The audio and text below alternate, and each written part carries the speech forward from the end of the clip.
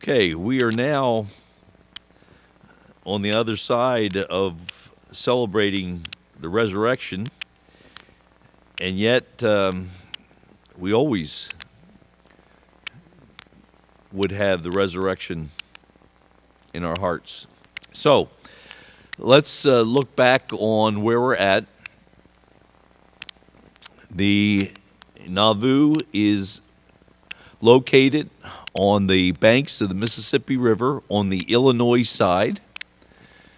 Nauvoo was originally called Commerce when the saints had to flee from Missouri because of the extermination orders of Governor Boggs. They were able to get over there safely and purchased Commerce and renamed it Nauvoo, which in Hebrew is City Beautiful. For those of you who are going next week that have not been to Nauvoo, I will tell you it is a very beautiful spot to be, and there's a lot of things to share about it. So what I'm going to do today is cover a little bit about history, but also be a little bit of a tour guide so that next week you'd have some ideas of maybe what it is that you want to make sure that you participate in. There are, as we look at history, I mentioned that people plus events equal history. That's the way one historian put it. Now so you don't need to dispute that. That happens to be his opinion, and that's about what that is worth. And so one of the things that we need to look at are who are the key people in Nauvoo. The first saints that came to Nauvoo did not include Joseph Smith Jr. Simple reason that he, Sidney Rigdon, Lyman White, and a few others were being detained in the Liberty Jail. In preparation for Nauvoo, it would not be a bad thing to go there. I've been there several times, owned by the LDS Church. You don't have to worry about what it is they say or whatever. They'll give you the straight information, because we can all agree that they were incarcerated there. And to be honest, there was not a guarantee they were going to come out of the Liberty Jail experience alive, because there already had been, by one of the generals, a order for the saints that were in custody, that small circle of leaders. There had already been orders for them to be shot. And that's where, if you remember a name, Alexander Donovan, who also for the RLDS Church, anybody that grew up in this area would be probably aware of the reunion grounds. The Donovan reunion grounds obviously was named after him, because what he did is that he disobeyed the orders. And I don't mean disobeyed like he kind of just ignored it and that kind of thing, is that he said, no, we're not going to do that. And from that, the next thing that happened was that they went to jail because of the fact that they had not done anything that was illegal, and so they were being held because of frivolous charges. They actually, and this is the way it's recorded in history, they were actually allowed to escape, because what happened was that they had been there, they were incarcerated for a few months, and they didn't know what to do with them, because they hadn't done anything, a crime, in order to take some kind of action, put them into a penitentiary or execute them. And so with that, the people that were guarding Joseph Smith and the others knew that they were innocent, and so they allowed for the escape to take place. Joseph then traveled over and met up with the saints there. So obviously, although Joseph wasn't there at the beginning, Joseph, as the prophet of the church, was always at the center of things. And they did not settle in Illinois without his advice and direction. And so he would be significant. I mentioned some things about Emma Smith last time. Emma Smith, always a significant character in the life of the church.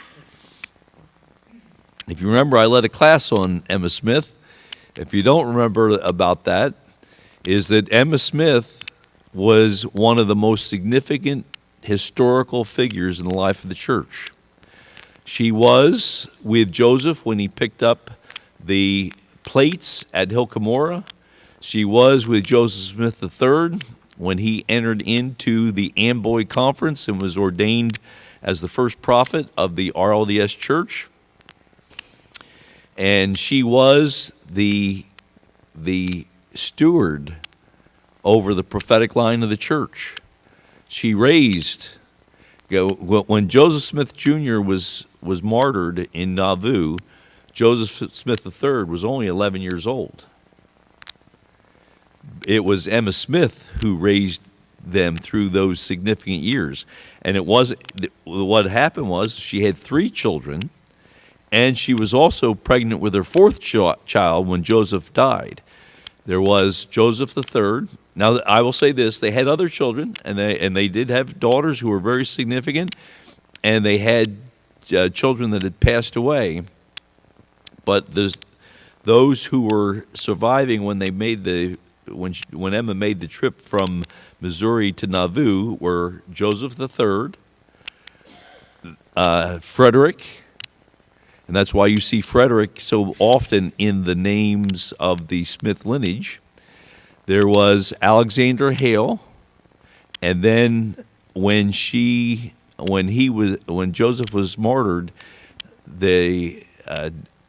David Carlos Smith was, let's see, am I right? Was it David Carlos? Anyway, David was born. And so we see that Emma was significant. She, as I said last week, she was the one who entrusted by Joseph to carry the manuscript for the inspired version, which was not published. And she would maintain that stewardship over that until the 1860s, turn it over to the RLDS Church in 1866, print it, and that's the version that is our primary version. Now, we've had discussions on this before, and I don't want to deviate, that sometimes if we use another version of the Scriptures, we might think that somehow we've done some horrendous thing or that kind of thing. Sometimes what we look at is in terms of the translations and whatever, some things translate out a little bit better. The inspired version followed pretty much the accepted scripture of the day, which was the King James Version. So that it's very close to that, with the fact that there are many additions, so that they're unique to the inspired version. But that's the scriptures that we have. Okay, so Emma Smith. Now, in Nauvoo, that is where Joseph and Emma are buried. And you will be able to see their gravesite. And just if you didn't know that, that's very near the homestead. And I'll go through that building, or mention that building a little bit more in a moment when I go through the buildings. Then, of course, significant people at Nauvoo would be Joseph Smith III, because he was developing. And you may or may not remember that when Joseph Smith III was ordained president and prophet of the church in 1860, he was living in Nauvoo, and he had stayed there. And what was amazing, by all accounts,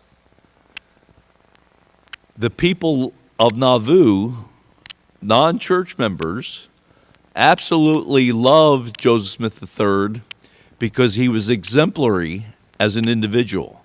And I will tell you, as prophet of the church for 54 years, Joseph III is significant to the reorganization. In fact, there are ways that he is, he would be viewed every bit as much in terms of who we are as his father, Joseph Smith Jr. And you can imagine that because of being president for 54 years. So we have Joseph. We have Hiram Smith, who is an older brother of Joseph Smith Jr. He served as a counselor to Joseph. He was also, would replace his father as presiding patriarch. He was martyred along with Joseph Smith Jr., and they were martyred in the Carthage jail. Now, the Carthage jail is near Nauvoo, but if you're going to spend all your time in Nauvoo when you go up there, then you will not be seeing the Carthage jail because it is a few miles away. What happened is when Joseph III was taken into custody, or Joseph Smith Jr. was taken into custody, and he and 3 others were placed in the Carthage jail, is that there was a bit of distance and separation from the church. Also significant in the Nauvoo period would be Sidney Rigdon, who continued as a counselor to the president of the church. Significant would be Brigham Young, because what happened is, and I don't have time to go through details, but when the 12 was formed in 1835, the way that they decided who would be the president of the 12 was who was the oldest. And so that fell to Thomas Marsh. Now I'm going to tell you a little insight. Thomas Marsh should not have been the president.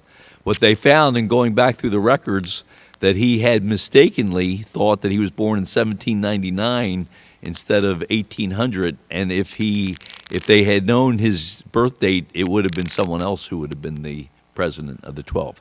But Brigham Young at that point then became the president of the 12, and we know a bit about that. And when we talk about the aftermath, I'll come back to Brigham Young.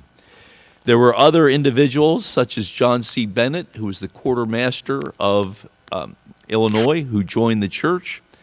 But if you look at the story of the church, the book, you will see that he will then be noted as one of the enemies in the camp, because when you have a successful organization, and I don't think you're going to find this to be any surprise. I don't think I'm going to be telling you anything you don't already know. When you have a successful organization, you always have to be careful that you don't have people infiltrate in order to gain position. And John C. Bennett did not last very long within the life of the church, and then became a strong critic. There were some people that would have been known who died early on in Nauvoo. Edward Partridge, the bishop of the church, died and was replaced by George Miller. The father of Joseph Smith Jr., Joseph Smith Sr., passed away. He was the presiding patriarch of the church. And so we see that there was a transition going on in the leadership of the church. Because of the fact that Missouri was still trying to get Joseph back into Missouri to be put back into prison and try, and the governor of Lilburn Boggs of Missouri was very active in that. There were times that Joseph had to be,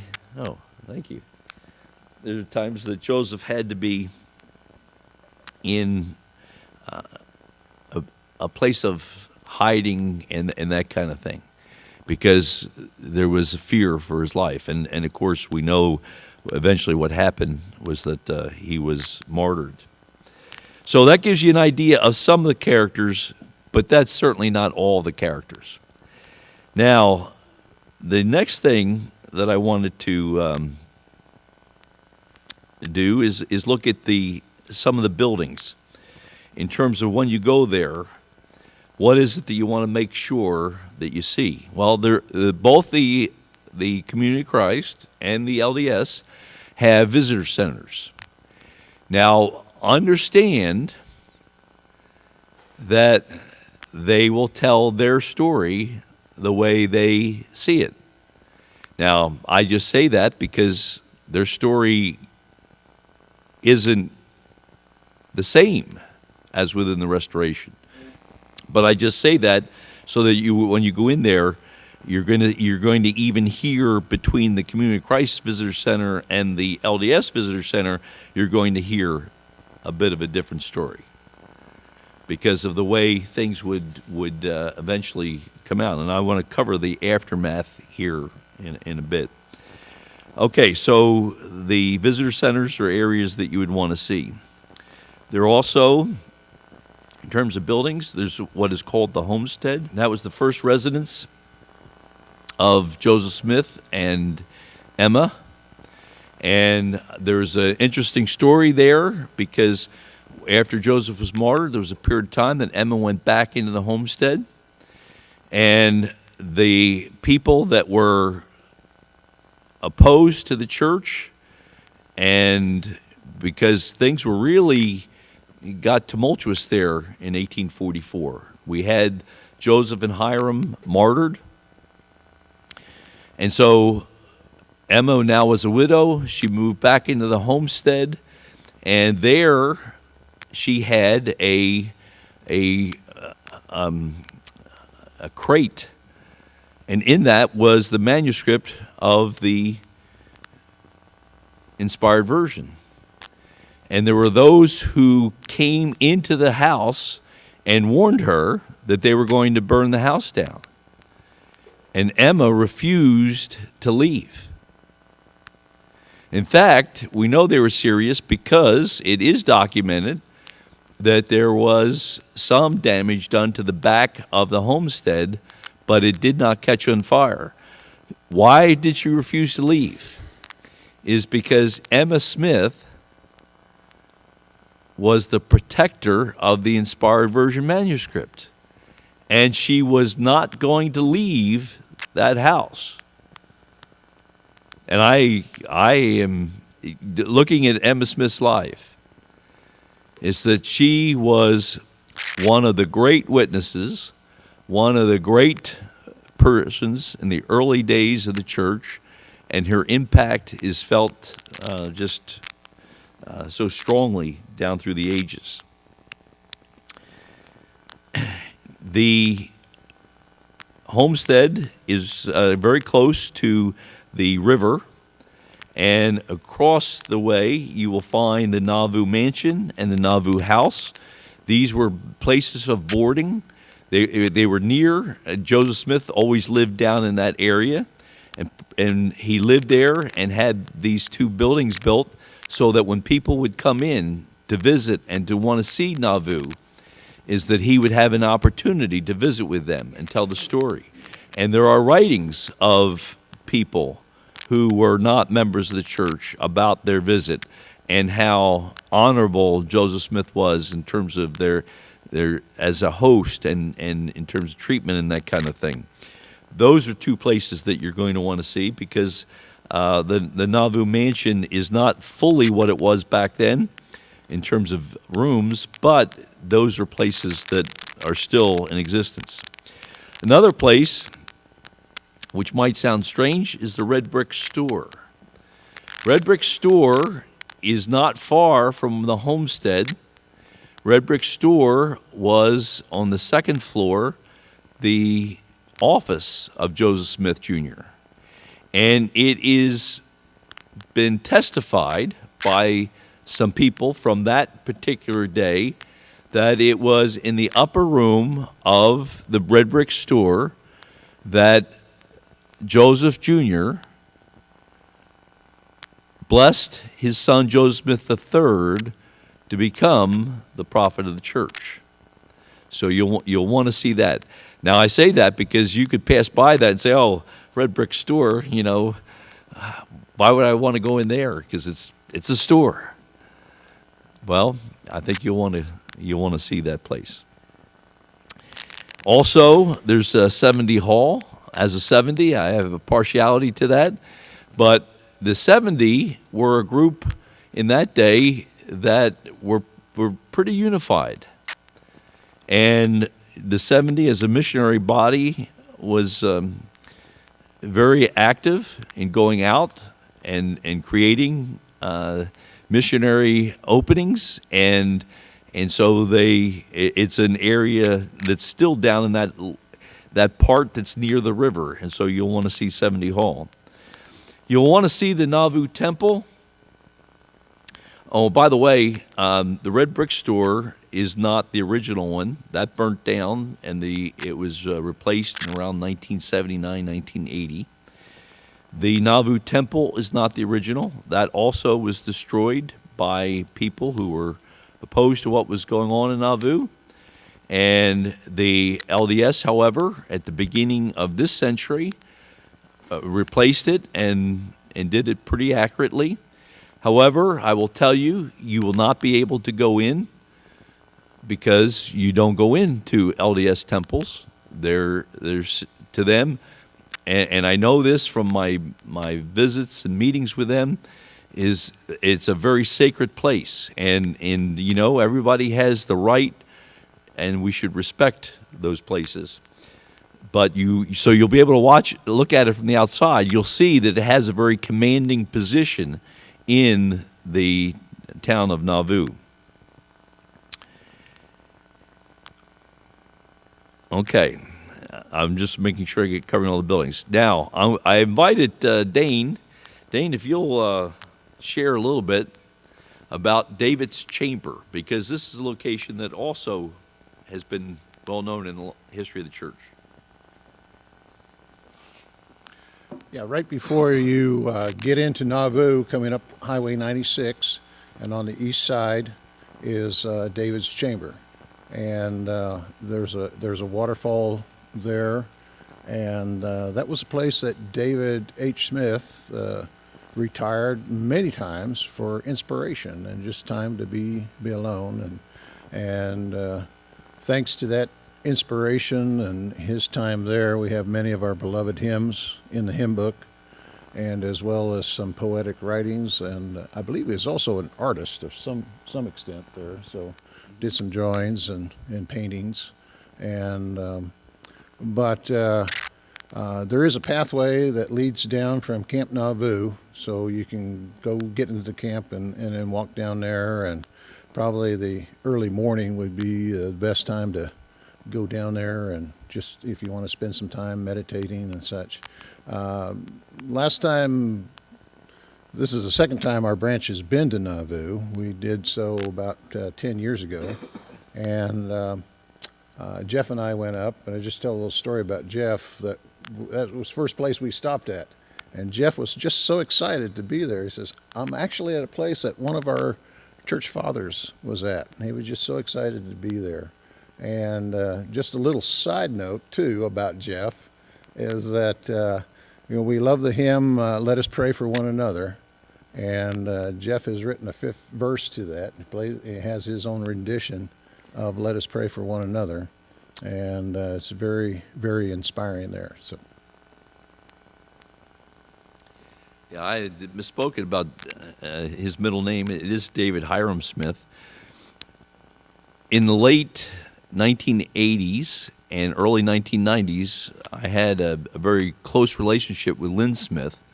Lynn Smith is the son of Albert A. Smith. Albert A. Smith was the only child of David H. Smith.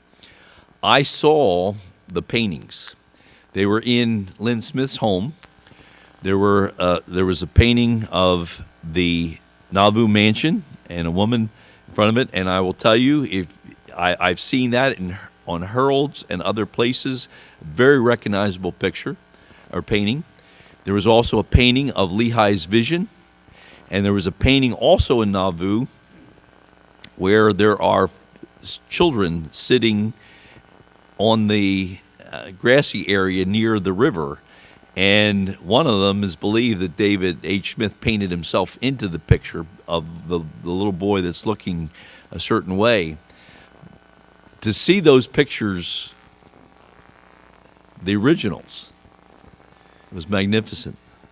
And so I share that testimony.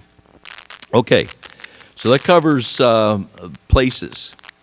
And I mentioned about Emma Smith and the manuscript and that kind of thing. So now, because I want you to be able to ask questions too, but with Nauvoo, we have to talk about the aftermath. Because when you look at that time period, things developed that would cause the Latter-day Saint movement to not be the same. And so what happened? In June of 1844, the governor of Illinois placed an order for Joseph and his brother Hiram to be taken into custody. As I mentioned, they gave themselves up. There is a quote by Joseph Smith Jr. that we are lambs going to slaughter.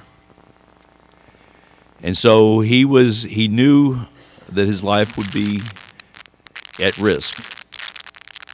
And so they traveled the miles, and when I say that, Carthage is very accessible from Nauvoo. But if you're going to walk around Nauvoo, you're not going to find Carthage. But you can put that on your itinerary if that's something you'd like to see. The two of them were taken. There were two who accompanied them, Wilford Woodruff and John Taylor, who were both apostles in the church. There were others that rode horseback with them for a certain part of the trip, but Joseph suggested that they go back. When they got to the jail, the Carthage Greys were the body that were to protect them, and through a series of miscalculations, or maybe even some setup, there was very few guards there.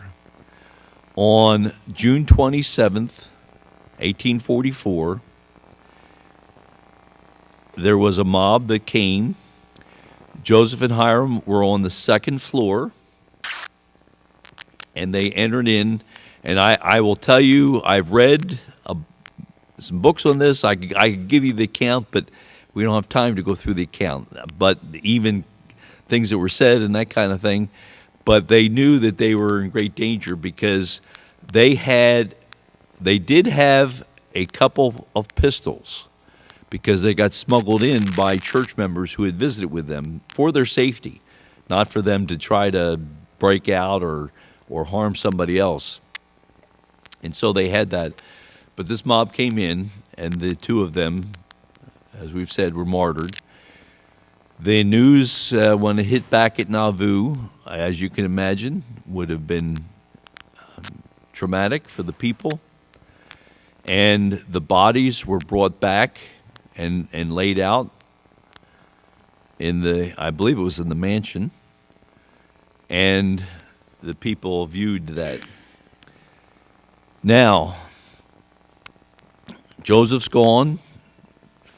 Hiram, who would have been, if he had survived, a potential, if I say successor, those who were of the RLDS perspective, which we are, were thinking that because Joseph III was only 11 years old, is that someone would be able to be a caretaker until Joseph III was ready. Hiram could have filled that void, but Hiram now was also dead, and his viewing was at the same place as Joseph Jr. There was a brother, Samuel, who died mysteriously within the month. I will tell you, there are some things that have led some people to believe that he might have been poisoned. I'm not going to raise that as far as going into, but he died within the month. And that left one brother, William B. Smith, who would have been old enough and who was in the 12. But what happened is that there became a power struggle. And the power struggle probably only came about because Joseph III was too young. If he had been 15, 20 years older, then that might not have taken place. Whether it would have, we don't know. We do know that Emma Smith and Brigham Young became very antagonistic towards each other. Because Brigham, when he arrived into Nauvoo, laid claim because one of the titles of the Quorum of 12 is that they're the second presidency of the church. And he claimed that since the first presidency lost both Joseph and Hiram, and only Sidney was left, they did not have a quorum, and so now the leadership would be upon the Quorum of 12.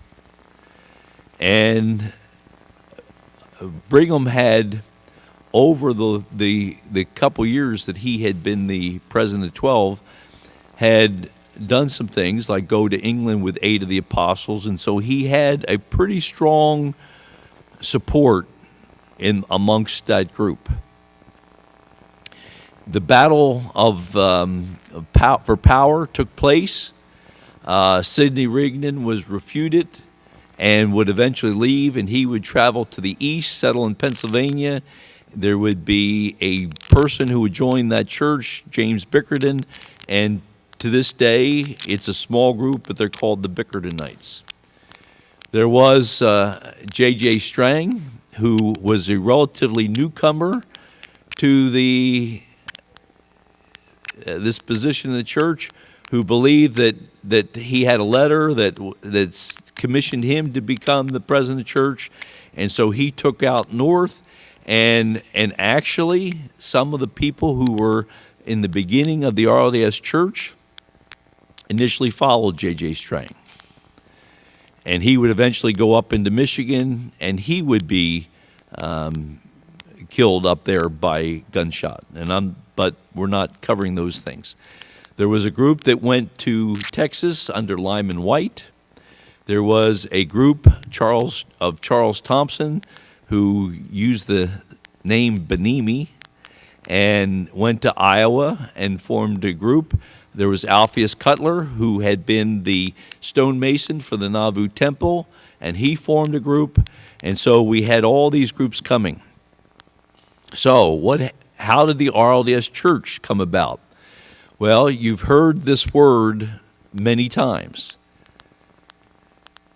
The saints were scattered,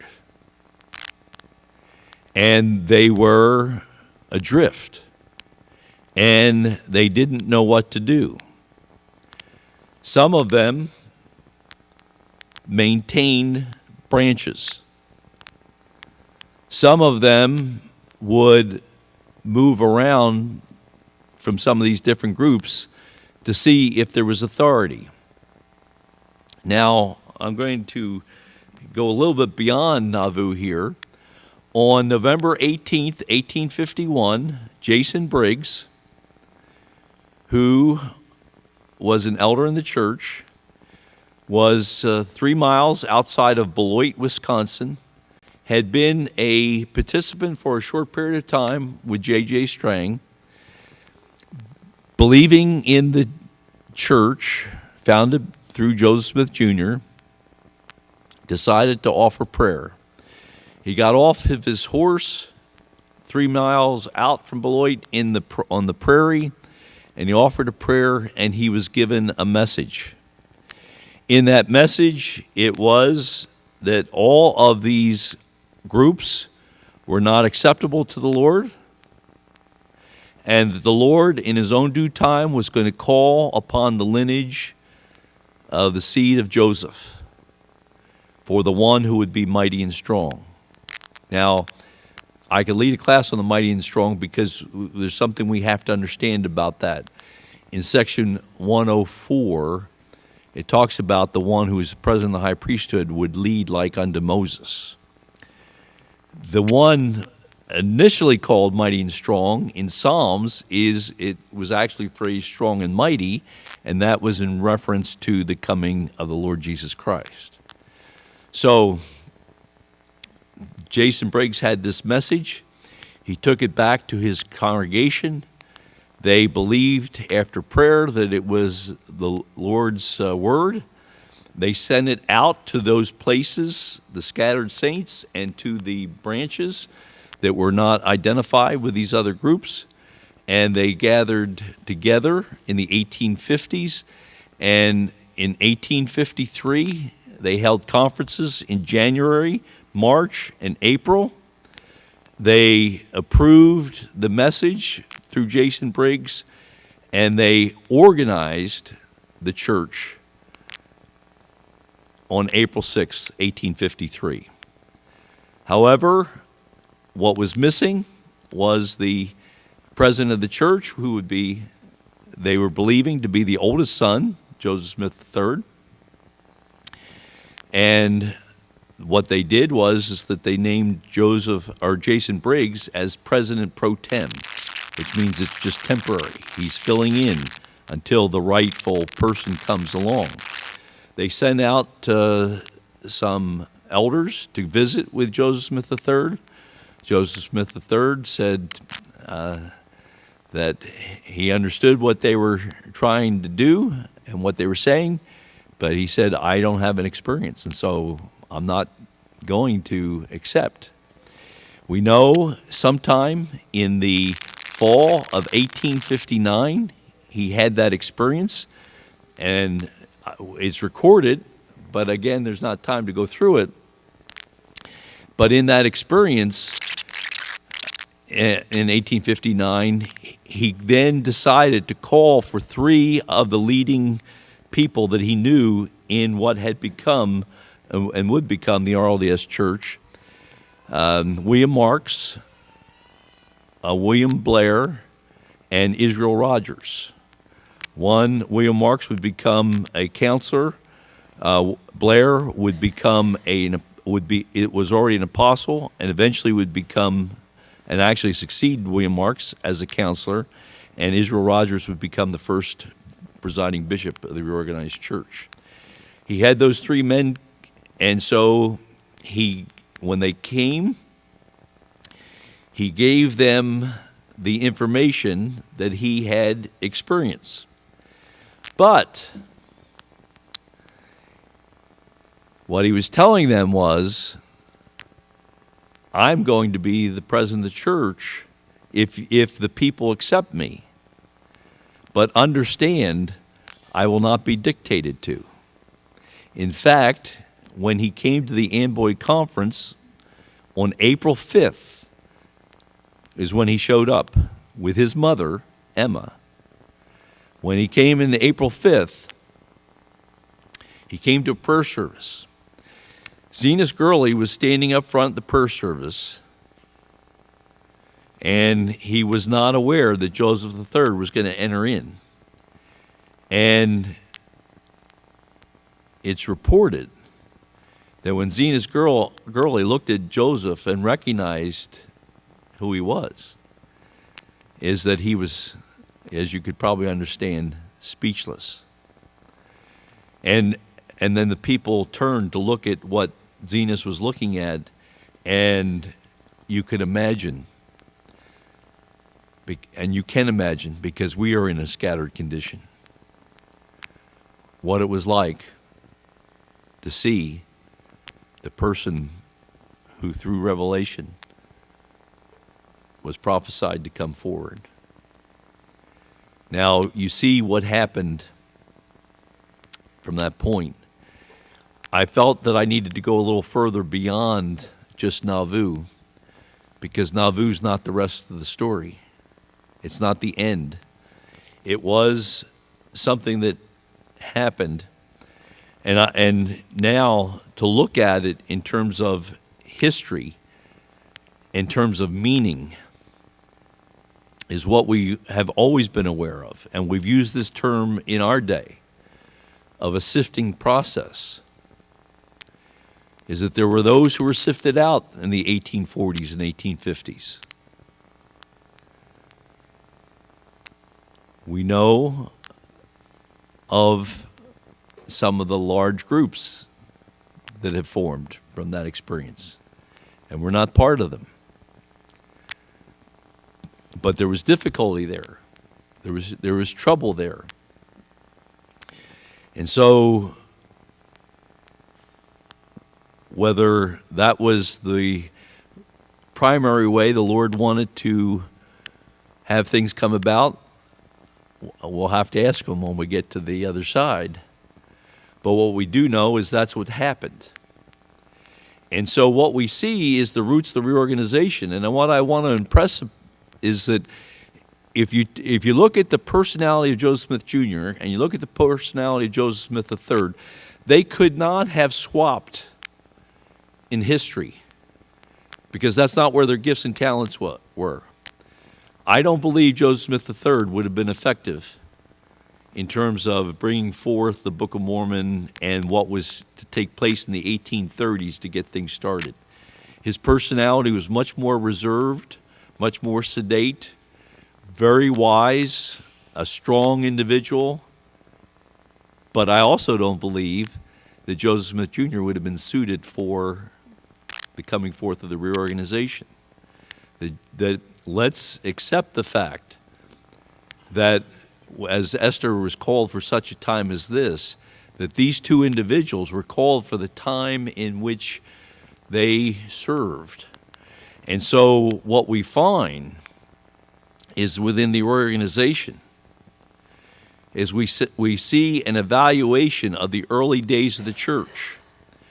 And we see that there were certain things that they decided that they didn't want to continue with. They saw some things that they felt could be continued but needed to be refined. And then there were things, of course, that carried on. Joseph Smith III was very, very supportive of his father. Joseph Smith III, to his dying days, his sons, Frederick M. and Israel A., were very strong about the fact of believing that Joseph Smith Jr. did not participate in polygamy. We see how that then carried through. You're going to find that Nauvoo became, as I said last week, became the largest city in Illinois. What you're going to see isn't the way that Nauvoo looked back then, because what you're going to see are the structures that lasted. Heber Kimball, for example, lived in a very nice home. What you're not going to see are the homes and the places that would have been more like if I say a shanty, I don't mean to put it down. When you have people coming in, they needed housing. They needed to have structures built. They didn't have a lot of time to do it. And so the Lord in John can build mansions in the life to come, but these people weren't able to build mansions for everybody. And so one thing we have to remember, and this area was prone to malaria. Some of the ones that I mentioned that passed away actually passed away from malaria. Joseph's youngest brother passed away from malaria because being near the river, being in a low-lying area, malaria not having been cured at that point, is that the saints had sickness. In fact, wherever the Smiths lived, they would take in people. So in the homestead, when you see that, it's not very large, they would have in a room 10 people that were sick, and they would be on the floor, but they would be cared for by Emma and the family in terms of trying to help them to eat and taking care of any that they could do as far as comfort and condition. So that's the what we have to remember about Nauvoo. Well, you're going to find it's an open area, and with the river there and whatever, it'll be a beautiful place to be able to walk around. And you might even want to go up into the town a little bit because there could be some things up there you'd want to see. There was an influx of people from England during that period of Nauvoo as well. Now, something that you might not be aware of, but you might be aware of, when Joseph Smith III was ordained in 1860, he still lived in Nauvoo. Now, where's the headquarters of the church? The headquarters of the church has always been where the prophet is. So you might not recognize that the first place of the reorganization under Joseph Smith III for the first 5 years was actually Nauvoo, Missouri. What happened was, Nauvoo, Illinois, yeah, thank you. But anyway, it was the headquarters of the church. In 1866, Joseph III would move up to Plano, Illinois, and that would then become the church headquarters. Then he would move to Lamoni, Iowa, and that would become the church headquarters. And then in 1906, he would move to Independence, Missouri, of which the Restoration owns the home that he moved into. And that would become the church headquarters and has been the center place through Scripture, but also the center place throughout the ages. To see the graves, because you could miss them, if you go to the homestead and you move not to, because the homestead sits on a street. If you don't go to the street, but you go in the other direction, the graves of Joseph and Emma are right there. Last time I was there, as I said, was in October of a year or two ago. Okay? Well, very good. This is an exciting thing. And the one thing that we want to remember about Nauvoo is that this was the point where the church, as we see it today, with various groups within their organization, and then now the Restoration branches, that's where this thing that we see it in its condition really took place. Okay, thank you, and see you in Nauvoo if you're there.